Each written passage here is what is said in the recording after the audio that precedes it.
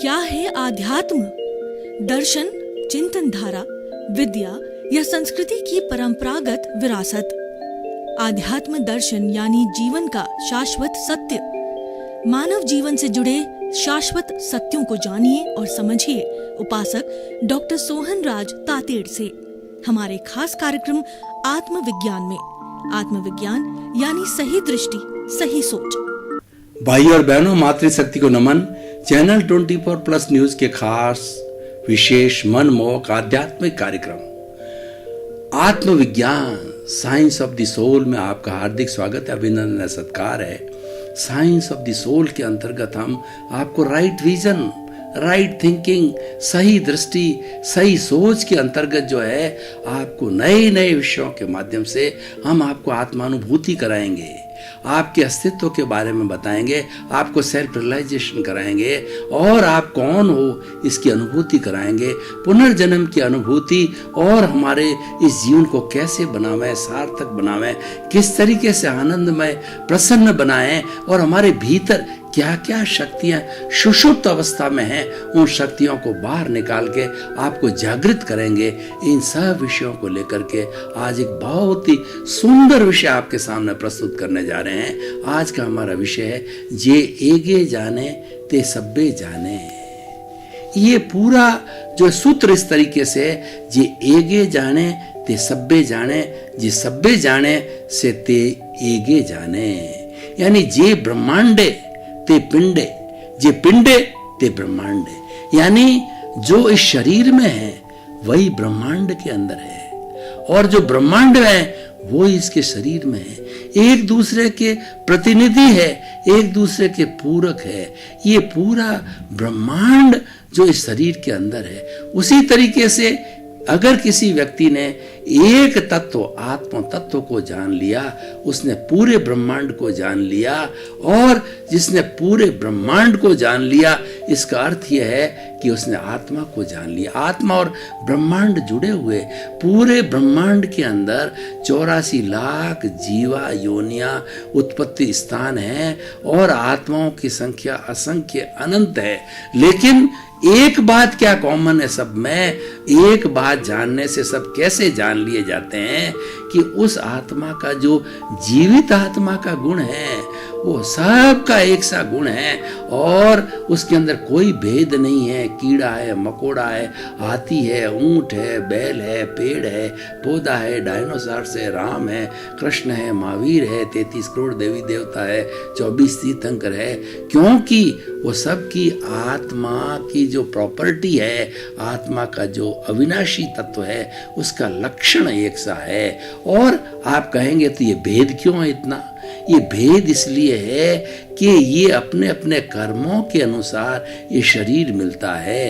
ये पूर्व जन्म के कर्मों के भुगतान के लिए शरीर मिला है और इस पूरे शरीर में जब तक आयुष्य कर्म रहता है वो कर्मों का भुगतान करता रहता है।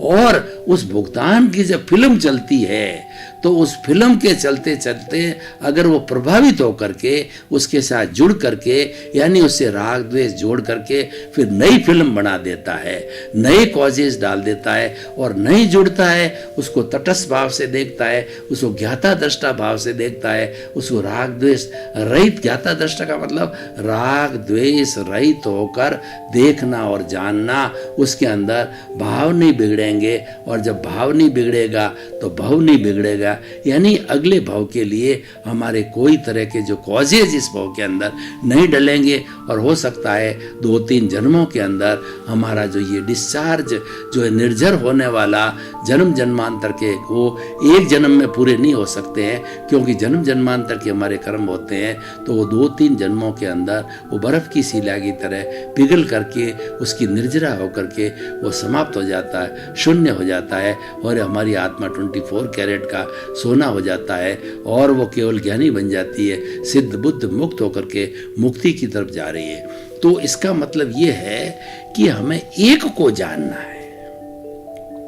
पूरे ब्रह्मांड को जानने के लिए आप आत्म तत्व को जानो। और ब्रह्मांड की बात, हम थोड़ी थोड़ी बात ब्रह्मांड की भी कर सकते हैं। ये जितना भी ब्रह्मांड है ये पंचभूतात्मक है। पृथ्वी, जल, अग्नि, वायु और आकाश 5 भूतों से मिला हुआ है और 5 भूतों से बना हुआ है। और इसके अंदर जो भी कोई जीवित प्राणी जन्म लेता है, क्यों जन्म लेने वाला तो जीवित प्राणी होता है, और जो जड़ होता है वो जन्म नहीं लेता है, वो तो गलन मिलन धर्मा है, वो भी शाश्वत है। एक परमाणु छोटा छोटा इकाई है, जड़ की है, वो भी शुद्ध रूप के अंदर है। और जब एक परमाणु 2 परमाणुओं से मिलता है, परमाणु होता है, चतुर्परमाणु होता है, उसके बाद में अणु बनता है, अणु बन करके और ये पूरा अष्टस्पर्शी बनता है, तो हमको सारा संसार दिखाई देता है। वह भी जो है वो शाश्वत है और चेतन भी शाश्वत है, लेकिन दोनों की प्रॉपर्टी अलग अलग है, लक्षण अलग अलग है। इसीलिए ये जड़ और चेतन 2 तत्वों से पूरा ब्रह्मांड बना है। मैं चेतन की बात कर रहा था कि ये सारे जितने भी चेतन तत्व जन्म लेते हैं, वो जन्म लेने के बाद के अंदर वो इस सृष्टि के अंदर 5 भूत है, उसी से ही पोषण होता है। जिंदगी भर एक बच्चा है, जन्म लेने के बाद के अंदर सारा पोषण सब चीजों का इसका इस 5 भूतों से होता है।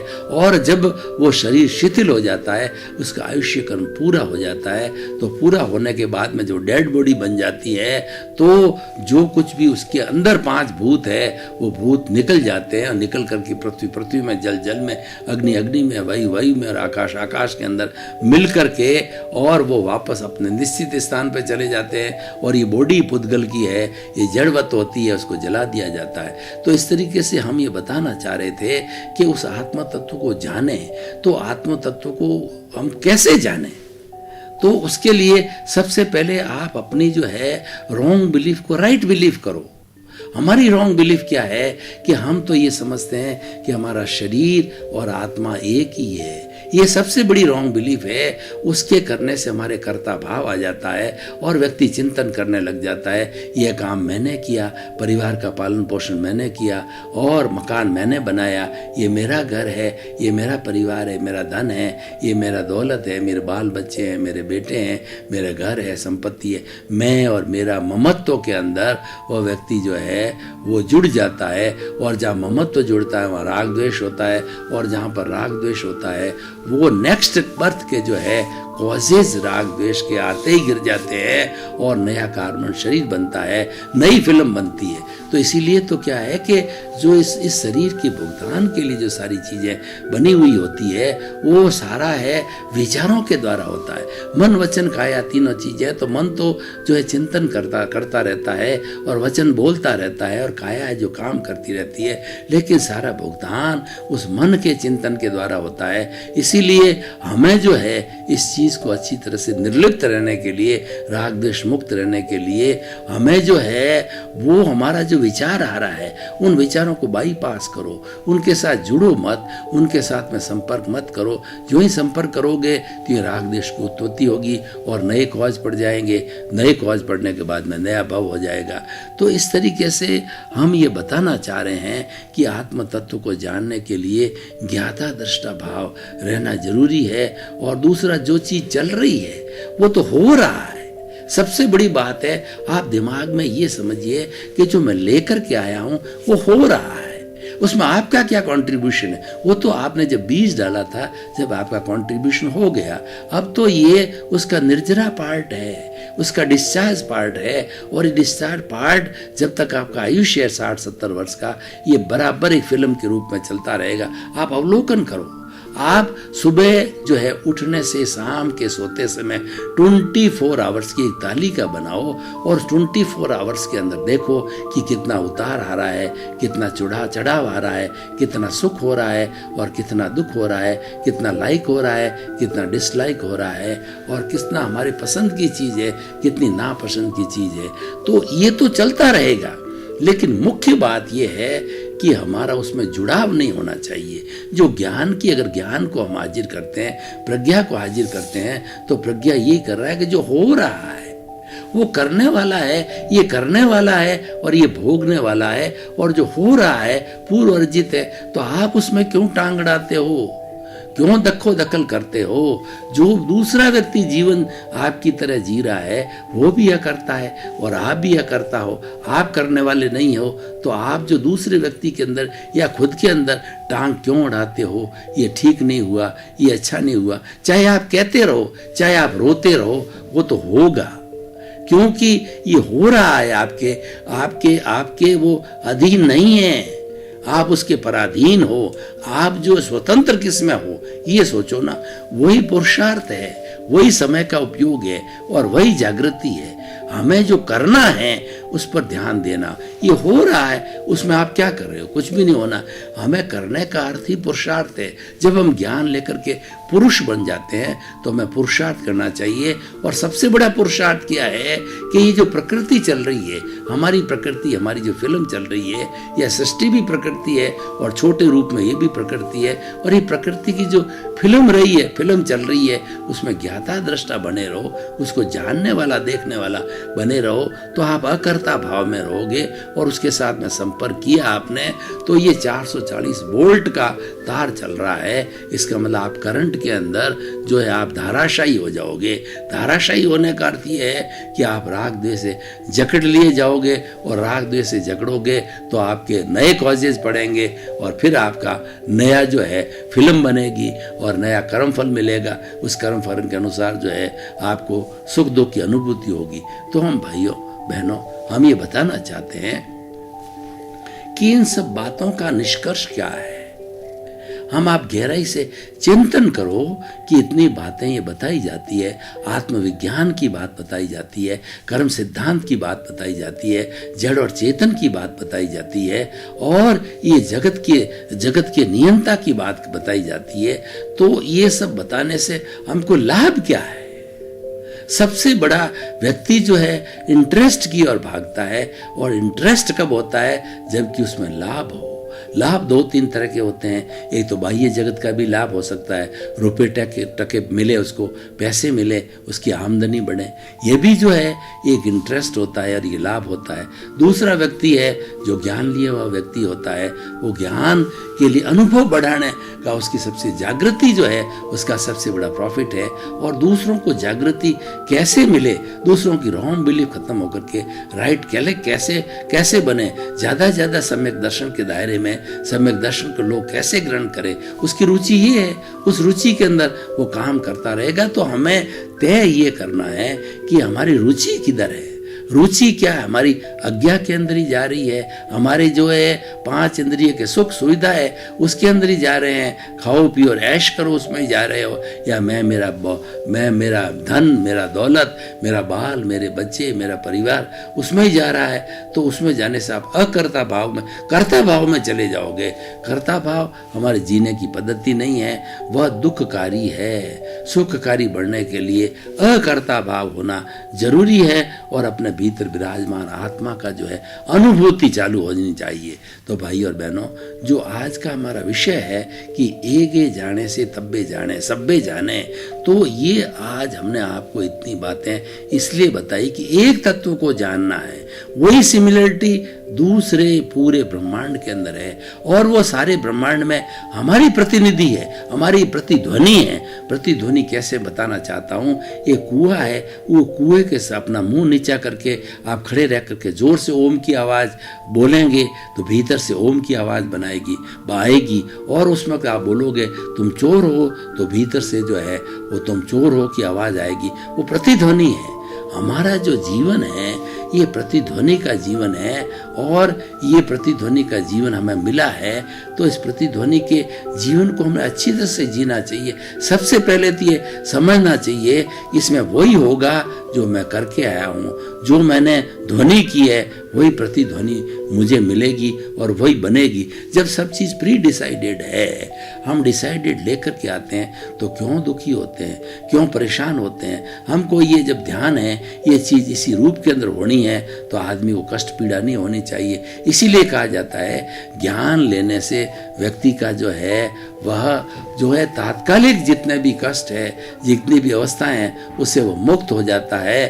और जो हमारा वर्तमान के दुखों से मुक्ति है वही मोक्ष का अंश है। और संपूर्ण रूप से जब जो है वो दुख हमारे अंत हो जाएंगे तो संपूर्ण रूप से मोक्ष होता है। तो भाई और बहनों, ये जो हमारा एपिसोड है ना, वो एपिसोड है एक जीवन को अच्छा बनाने के लिए बहुत ही सुंदर एपिसोड है कि हम अपने दोषों को देखें।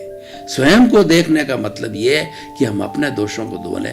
ये जो अंगुली है जो बाहर की तरफ जा रही है, जो दूसरों के दोष दिखा रही है, उसके साथ साथ में एक अंगूठा और ये जो 3 अंगुलियां हैं वो पीछे की तरफ मुड़ रही है। वो ये बता रही है कि तुम जो दूसरे के दोष देख रहे हो उससे कई गुना दोष तुम्हारे भीतर जो भरे पड़े हुए हैं। इसलिए कबीरदास जी ने कहा कि बुरा जो देखन मैं चला, बुरा न मिलिया कोई, जो दिल खोजा आपना और मुझसे बुरा न कोई। मैं दुनिया के अंदर जो है पुस्तक पन्ना लेकर के और पेन लेकर के घूमता रहा कि मैं लिस्ट बनाऊं कि दुनिया में कौन कौन से बुरे लोग हैं, लेकिन मुझे एक भी बुरा व्यक्ति नहीं मिला। और जब मैंने हृदय को टोटोला और हमारे भीतर जो भरे पड़े दोषों को देखा तो मुझे जानकारी मिली कि मेरे भीतर जो दोष छिपे पड़े हैं, लोगों के दोषों से बहुत बड़े बड़े दोष है। तो मैं इसको क्यों ना देखूं, इनको क्यों ना दूं, और इनको ज्ञाता दृष्टा भाव से देखने का अर्थ होता है इनकी धुलाई करना, इनकी धुनाई करना। तो इसीलिए हमेशा में ज्ञाता दृष्टा भाव में रहना चाहिए। ज्ञाता दृष्टा का होता है कि राग द्वेष छोड़ करके भाग में होना चाहिए। क्यों? राग द्वेष ये शुद्धि है, राग द्वेष ही सब चीज़ को खराब करने वाली है और खास करके हमारे जीवन को बिगाड़ने वाली है। वो राग द्वेष है। क्रोध अहंकार माया लोभ कहिए या कषाय कहिए, यही सारे दुख उत्पन्न करने की बात है। ये दुख की जननी है। तो हमें उस दुख की जननी को छोड़ करके सुख की प्राप्ति करने के लिए हमें जो है वो भेद विज्ञान को समझना चाहिए। हमें जे एगे जाने थे सब्बे जाने के फॉर्मूले को समझना चाहिए। एक तत्व को जानो, अच्छी तरह से जानो, उसकी साधना करो और साधना करके आगे बढ़ते रहोगे तो पूरा ब्रह्मांड तो अपने आप आपको ध्यान होने लग जाएगा। हमारी दिशा सही होनी चाहिए। जब हमारी दिशा सही होती है तो हम चंद्रमा तक जा सकते हैं, हम आकाश जो है हम मून तक जा सकते हैं और गए भी हैं। हमारे साथी बहुत से जो है वो यात्रा भी करके आ गए हैं, मंगल ग्रह की है।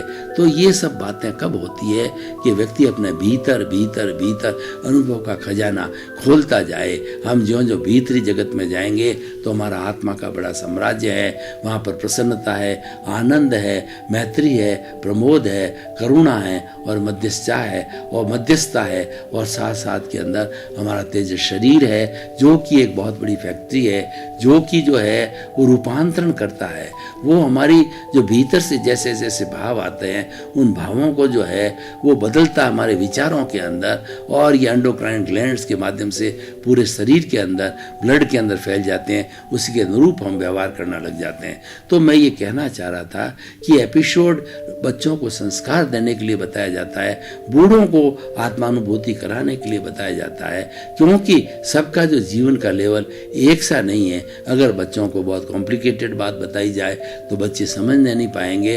और अगर बुजुर्ग व्यक्ति है जो कि धार्मिक प्रवृत्ति का है, उसको अगर हाई लेवल की बात, उसको तपी तपाई बात नहीं बताई जाती है तो उसको कोई इंटरेस्ट नहीं आता है। वह इसको एक सामान्य मनोरंजन के रूप में देखता है, आत्मरंजन के रूप में नहीं देखता है। तो हमें सबकी रुचि का ध्यान रखना है और सभी रुचि का जो है हमारी इस आत्मा के अंदर पूरे सब गुण भरे पड़े हैं। जैसा गुण आप लेना चाहते हो, इस आत्मा तो अनंत ज्ञान वाली है, ये अनंत दर्शन वाली है, वो अनंत शक्ति वाली है, अनंत सुख का धाम है। जो कुछ मांगना है आप इस प्रभु से मांगोगे तो वैसा ही हो जाएगा। वास्तव में क्या होता है, हम जो चिंतन करते हैं, जैसी भावना बनाते हैं वैसा ही हो जाते हैं। हम जो है पूर्व जन्म के अंदर हमने भावना बना करके ये हमने एक चिंतन किया पूर्व जन्म के अंदर कि ईश्वर हमें मानव जीवन मिलना चाहिए, तो वो मिल गया।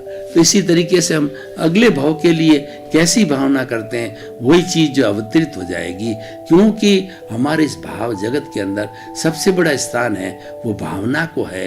और भावना भी 12 तरह की बताई गई है, मैत्री, प्रमोद, करुणा, मध्यस्थता और एक एकांत भावना और अन्यत्व भावना, मतलब सबको मिला करके रहने वाली भावना, अकेले रहने की भावना। इस तरीके से इन सब भावनाओं को हम हृदयंगम करें, आत्मसात करें तो हमें जो जो है आज का जो सूत्र है कि एके जाने ते सब्बे जाने, तो हमको धीरे धीरे अनुभूति होने लग जाएगी कि इस पूरे ब्रह्मांड के अंदर क्या है, इसको चलाने वाला कौन है, कैसे चलता है, मेरे कर्म हैं, वो कर्मों का उदय कैसे है, बंधन कैसे है और मैं कैसे भुगतता हूँ। तो इस तरीके से हम निष्कर्ष की बात करते हैं कि हमारा आत्मविज्ञान जो है वह इस बात के ऊपर बहुत असरकारी कार्य कर रहा है कि हम किस तरीके से अपना सेल्फ रियलाइजेशन करें और आगे बढ़ें। उसके लिए हमारी 5 आज्ञाओं का बहुत सुंदर तरीके से पालन का सिस्टम बताया गया है और वो आज्ञा इतनी सरल है कि सामान्य से सामान्य व्यक्ति भी उसको ग्रहण कर सकता है और इसको लेने वाला भक्ति मार्गी, कर्म योगी और ज्ञान योगी, ध्यान योगी सब कुछ बन सकता है, क्योंकि हमारे जितने भी मानवीय गुण हैं इस 5 आज्ञा में, इस धर्म में, अक्रम विज्ञान के अंदर निहित है और हम प्राप्त कर सकते हैं। ये ऐसा एक सुंदर माध्यम है जो कि हमें जीवन के साथ में रहना चाहिए और हर वक्त जब साथ रहेगा तो हम बुराई की ओर नहीं जाएंगे। हमारा जो समय है जीवन भर का है वो बुराई की तरफ नहीं जाना चाहिए, वो अच्छाई की तरफ जाना चाहिए। यही हमारे मानव जीवन का सबसे बड़ा सार है। और वो अच्छाई की तरफ कब जाएगा, जबकि जिनके साथ हम बैठते हैं वो ज्ञानी पुरुष है, वो विद्वान होने चाहिए, वो अनुभवी होने चाहिए। उनका एक अनुभव है हमारा बहुत बड़ा सार गर्भित हो सकता है, हमारी बहुत बड़ी मदद कर सकता है, क्योंकि उन्होंने जो प्राप्त किया बड़े संघर्ष के साथ प्राप्त किया और उसके साथ साथ में कई ऊपर नीचे उतार चढ़ाव उनके जीवन में आए। कोई संघर्ष किया, संघर्ष होने के बाद में वो परिपक्व हो गए और परिपक्व होकर के उन्होंने जो है इस स्थान को प्राप्त किया। तो भाई और बहनों, हम निष्कर्ष की बात बताना चाहते हैं कि जे एके जाने ते सब्बे जाने का मूल जो हमारा उद्देश्य है, मूल अर्थ है कि हम केवल एक आत्म तत्व को आसानी से समझना चालू करें तो उसके बाद के अंदर इतना बड़ा ब्रह्मांड है उसको आसानी से समझा जा सकता है। और उस ब्रह्मांड के अंदर जो कार्य करने वाले तत्व जड़ और चेतन है, उसमें से जो कार्य करते हैं वो अपनी अपनी गतिविधि के अनुसार करते हैं, अपने टाइम टेबल के अनुसार करते हैं, तो उसके अंदर किसी की छेड़छाड़ नहीं होनी चाहिए। मुख्य बात यह है कि दोष कब लग रहा है, किसी व्यक्ति को जो है हम दोषित समझते हैं, वो दोष का कारण होता है। और कोई व्यक्ति अपना कार्य कर रहा है, हमारा कोई लेना नहीं, कोई देना नहीं है, हमें उससे कोई मतलब होता नहीं है, लेकिन फिर भी जब हम उसको दोषित करार करते हैं या दोष देखने लग जाते हैं तो वो हमारे कर्म बंधन का कारण हो जाता है। क्योंकि किसी के दोष देखते ही राग द्वेष उत्पन्न हो जाते हैं और निर्दोष दृष्टि से देखें तो प्रज्ञा जागृत रहती है और वो हमें किसी के बारे में कोई प्रतिक्रिया या कोई भी जो अभिप्राय देने की मनाही कर लेती है। लेकिन अज्ञा के साथ में रहने पर हम हर क्षण जो है अपनी प्रतिक्रिया देते रहते हैं, क्योंकि अज्ञा का लक्षण यही है प्रतिक्रिया देना। वह बुद्धि हाजिर होती है और जब बुद्धि होती है वो भटकाती है। बुद्धि हमें संसार में रहने को विवश करती है, ये अच्छा है, ये बुरा है, ये ले लेना चाहिए, ये छोड़ देना चाहिए। वह बुद्धि जो है सारी बताती रहती है और भटकाती रहती है। प्रज्ञा कभी नहीं भटकाती, वो तो आत्मा की प्रतिनिधि है। वो तो हमेशा मोक्ष के अंदर हम कैसे जाएं, अपनी मंजिल को कैसे प्राप्त करें, उसी के बारे में बताती रहती है। तो भाई और बहनों, हम ये बात कर रहे हैं कि हमें जानने की बात है, आत्मविज्ञान की बात है, क्योंकि आत्मा जो विज्ञान एक ऐसा सुंदर विज्ञान है जो खुद की अनुभूति कराता है और खुद की अनुभूति के साथ साथ में वो ब्रह्मांड को समझने का भी काम करता है। यानी व्यवहार और निश्चय दोनों हमारे जगत उसकी एक साथ अनुभूति कराता है और अनुभूति का उसका मूल्य होता है। धीरे धीरे हमारी अनुभूति बढ़ती जाती है, तब तक हमारी आत्मा के अंदर पवित्रता आती है और जितनी जितनी पवित्रता आती रहती है वो प्योरिटी जो है उसको मोक्ष की ओर ले जाती है, केवल ज्ञान की ओर ले जाती है। तो इस तरीके से मैंने व्यवहार और निश्चय दोनों का जो है वो इस तरीके से सांगोपांग विवेचन किया। तो हमें उस व्यवहार और निश्चय के अंदर निष्पक्ष रहना चाहिए, मध्यस्थ रहना चाहिए और पूरे जगत में किसी को दोषी नहीं समझना चाहिए, क्योंकि दोष कहीं है ही नहीं। पूरा जगत निर्दोष है और उसके साथ साथ के अंदर हमारी जो ये सृष्टि है पंचभूतात्मक में ये निर्दोष है। 84 लाख जीवा योनि निर्दोष है। सिर्फ दोष है हमारे कार्बन शरीर में है, उसको ही धोना है, उसको धोने का प्रयास करना चाहिए।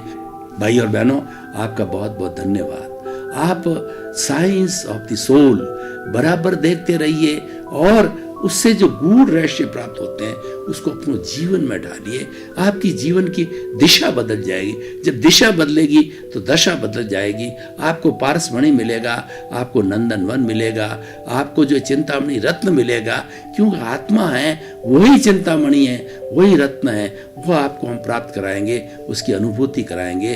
तो इसी क्रम के अंदर आपका जीवन आनंदमय हो, मंगलमय हो, शुभमय हो। आपके प्रति मंगल भावना, शुभकामना। आत्मविज्ञान में आत्मविज्ञान यानी सही दृष्टि, सही सोच।